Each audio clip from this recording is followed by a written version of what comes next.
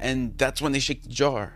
And we turn on each other like a bunch of ants, red ants, black ants, all in one jar, living peacefully until that moment that they shake the jar and all the ants begin to turn on each other, fighting to death. The red ants blame the black ants, the black ants blame the red ants, and nobody questions the hand that shook the jar.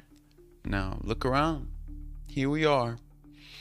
Ants in a jar. Left versus right. Rich versus poor. Citizen versus immigrant.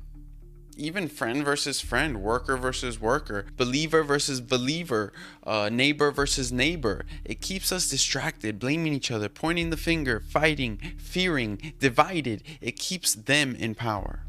Because most of us never stop to ask, like, oh my God, like, yo, like, who's shaking this jar?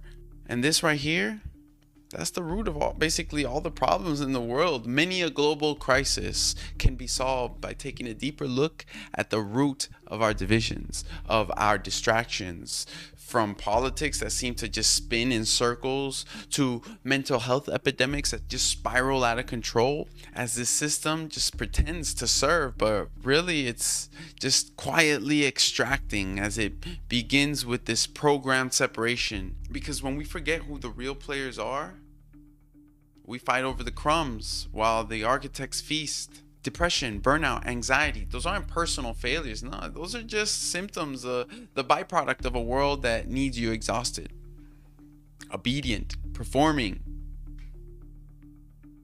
instead of awake. So you ask yourself, like, man, like, not just who's shaking the jar, but who profits from keeping it shook? The switching of parties, the changing of presidents, arguing online all day. But there's never any real progress. Nothing ever really changes. Everyone's material condition is stagnant. The rent stays high. The groceries keep inflating. The paycheck buys less every year, while the stress multiplies. The demands of life exponentially grow. Then you come to know that they're not just shaking the jar, they own it, and they're charging you rent to be imprisoned in it, confined behind a glass transparent wall.